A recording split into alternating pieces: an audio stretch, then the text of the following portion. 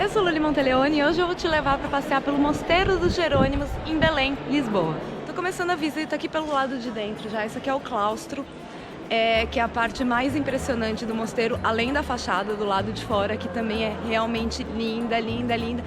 E assim, gente, é impressionante olhar os detalhes da arquitetura e da construção, porque cada pedacinho é decorado de uma maneira diferente. É lindo, lindo, lindo. O Mosteiro dos Jerônimos é um dos maiores cartões postais de Portugal, não só de Lisboa.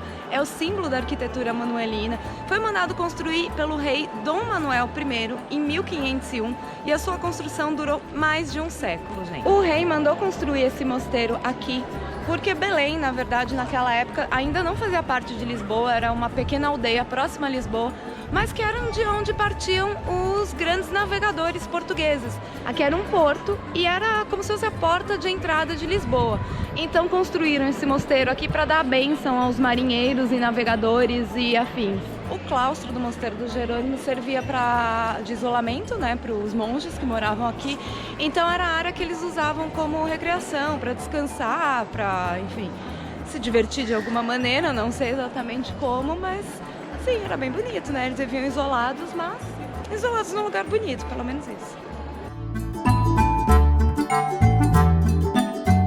Como qualquer mosteiro, aqui também era habitado por monges. Então, essas portinhas que a gente vê aqui são os confessionários. Na verdade, os monges entravam aqui pelo claustro para atender quem queria se confessar aqui. Porque quem queria se confessar entrava pela igreja, que está bem aqui do lado, é a divisa. Então ficava essa divisão aqui de grade entre o monge e quem queria se confessar, que geralmente eram os marinheiros. Outra coisa interessante é que são 12 confessionários para simbolizar os 12 apóstolos. Ainda aqui na parte de baixo, esta aqui é a sala do capítulo, que era para ser usada para as reuniões periódicas dos monges, uma parte mais burocrática, vamos dizer assim. Mas ela nunca foi usada para isso, porque ela não ficou pronta a tempo. Aqui no século XIX colocaram o túmulo do Alexandre Herculano, porque na verdade o mosteiro também foi usado como um panteão da família real. Alexandre Herculano não era da família real, gente, mas a família real meio que usou isso aqui como cemitério. Então tá cheio de gente enterrada aqui, né? É uma coisa assim, bem diversificada. Ó, aqui temos mais um túmulo. Fernando Pessoa também está enterrado aqui.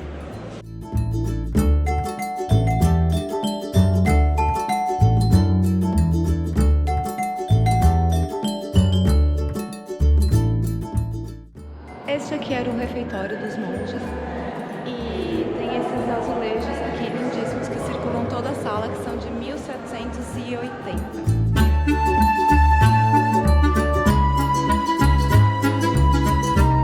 Chegamos aqui em cima, no coro alto, que era onde os monges passavam por volta de 7 horas por dia aqui, nesta parte. E esse mobiliário de madeira é considerado uma das obras mais bonitas da carpintaria do Renascimento, porque ele é todo entalhado e é realmente assim, é impressionante os detalhes, é muito, muito bonito. E quem sabe o mínimo da história de Lisboa sabe que a cidade sofreu um terremoto em 1755 que destruiu boa parte da cidade. O Mosteiro dos Jerônimos quase não sofreu danos, só essa parte aqui que caiu com o terremoto, mas foi reconstruída depois.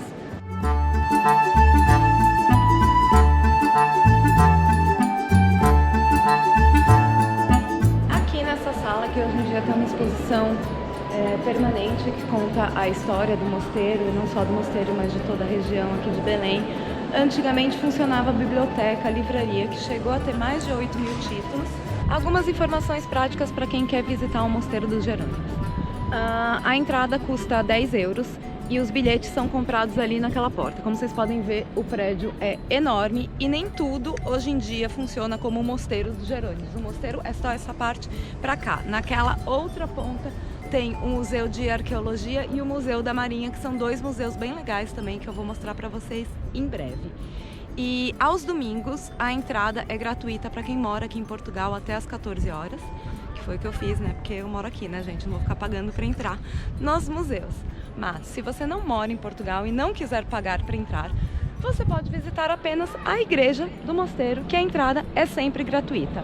Tem fila? Tem, na maioria das vezes. Mas assim, a fila varia muito, então se você chegar aqui, a fila estiver gigante, geralmente a entrada é por aqui, nesta porta. Hoje, excepcionalmente, está naquela outra porta. Então assim, se você passar por aqui e a fila estiver gigante, vai passear aqui pelo bairro, pela região, vai dar uma volta, pode ir até a Torre de Belém, visitar um dos museus, tem o Padrão de Descobrimentos ali na frente, e volte em algum outro momento, porque há 10 minutos atrás a fila estava chegando ali, agora já não tem fila nenhuma para entrar. Então, vou mostrar para vocês lá dentro. Esta aqui é a porta sul do Mosteiro dos Jerônimos, que apesar de ser a mais bonita, a mais bem decorada, não é a porta principal. A porta principal, originalmente, é aquela da entrada ali, aqui no cantinho. Hoje, excepcionalmente, estão fazendo a entrada para a igreja por esta porta. Não sei o que está acontecendo, porque o normal é a gente entrar para visitar a igreja por aquela outra porta ali.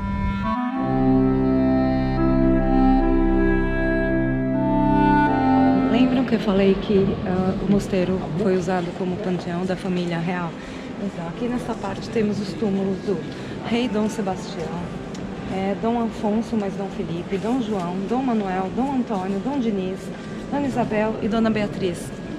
Então, nada mais é que um cemitério, né, gente?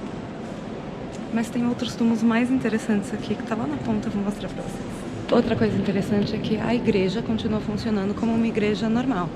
Então, aqui tem casamentos, batizados, tem tudo. Então, se você quiser casar no Mosteiro dos Jerônimos, é super possível, gente. O único problema é que você vai estar casando e vai estar cheio de turista tirando foto, mas se você não se importar com isso, o lugar é bem bonito. E aqui na parte principal da igreja temos mais alguns túmulos. Tem Rainha Dona Maria, Rei Dom Manuel, Rei Dom João III e Rainha Dona Catarina. Um grande cemitério. Na visita dentro do mosteiro, a gente foi ali em cima. E lá de cima você consegue ver toda a igreja. Aqui está a parte de cá do confessionário que a gente visitou ali dentro. Então quem queria se confessar entrava aqui nessas salinhas e falava diretamente com o monge, que entrava através do claustro. Aquele ali é o túmulo do Luiz Vaz de Camões. E aqui na outra ponta, deixa eu chegar lá, tá um pouquinho cheio, como sempre. E aqui tá o túmulo do Vasco da Gama. Na verdade, esse aqui é o segundo túmulo do Vasco da Gama, porque quem acompanhou minha viagem para a Índia, em Cochin, que foi minha primeira parada na Índia, eu mostrei o túmulo do Vasco da Gama por lá, que também fica numa igreja lá, porque na verdade o Vasco da Gama morreu numa das expedições dele para a Índia. Ele morreu em Cochin. Então primeiro ele foi enterrado lá, ficou, se eu não me engano, 14 anos por lá, até o filho dele ir lá pegar os restos mortais, né, e trazer aqui para Portugal. A única parte que eu não mostrei para vocês do mosteiro é a sacristia, que é dentro da igreja e é sempre cobrada uma entrada de €1,50 para entrar. Não é grande coisa, mas também não acho que tem muito para ver lá dentro. De qualquer maneira, a dica em relação à sacristia é: você não quer entrar no mosteiro, quer só visitar a igreja e a igreja está com muita fila, você pode entrar direto na sacristia, que é uma entrada ali na esquina. E aí você paga para entrar na sacristia, visita a sacristia e da sacristia entra direto na igreja, então você não pega a fila. Então talvez seja uma boa ideia se você tiver com pouco tempo e a fila estiver muito grande aqui no mosteiro. Espero que vocês tenham gostado de visitar o Mosteiro dos Jerônimos comigo. Eu ainda vou fazer uma série de vídeos com várias atrações aqui em Lisboa, então teremos Torre de Belém, Museu dos Coches, algumas outras coisas. Então já se inscreve aqui no canal para não perder os próximos vídeos. Me segue no Instagram, @LuliMonteleone, que lá você consegue acompanhar todas as minhas viagens. E claro, entra no blog também, que lá eu coloco outras informações. Beijo!